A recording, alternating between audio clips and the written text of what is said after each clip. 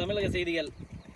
இப்போ பார்த்தோம்னா நம்ம ஆந்திர பிரதேசம் கடலோர பகுதியில் புயல் மையம் கொண்டு இருக்குன்னு சொல்ல மக்கள் ரொம்ப பதட்டத்தில் இருக்காங்க. அந்த பதட்டம், அங்கே இருக்கிற புயலுடைய நிலவரம், மக்களுடைய நிலைமை, இதெல்லாம் என்னங்கிறத நம்ம ரிப்போர்ட்டர் கார்மகத்திட்ட கேட்டு தெரிஞ்சுக்குவோம்.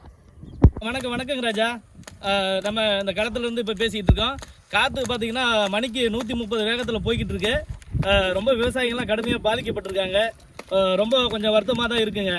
இது ரொம்ப பார்த்தோம்னா விவசாயிகளுக்கு ரொம்ப பாதிப்பு கொடுக்குற மாதிரியான ஒரு புயலாக இருக்கு. அதனால இந்த புயலோட வேகம் இன்னும் அதிகரிக்கணும் வர சொல்லியிருக்காங்க.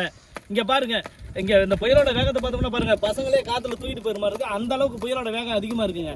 வேகம் இப்போ அந்த புயலுக்கு பேருன்னு ஒன்று வச்சிருப்பாங்க. அதோட பேர் என்னன்னு நீங்கள் விளக்கமாக சொன்னீங்கன்னா அதை மக்களுக்கு நம்ம தெரியப்படுத்திடலாம். ஆமாங்க ராஜா. அதாவது புயலுக்கு பேருன்னு பார்த்தோம்னா பட்டாணி புயல்னு வச்சிருக்காங்க ராஜா.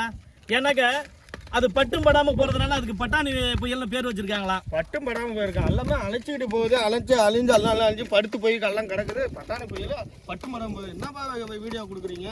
கரெக்டாக பேசுங்கப்பா.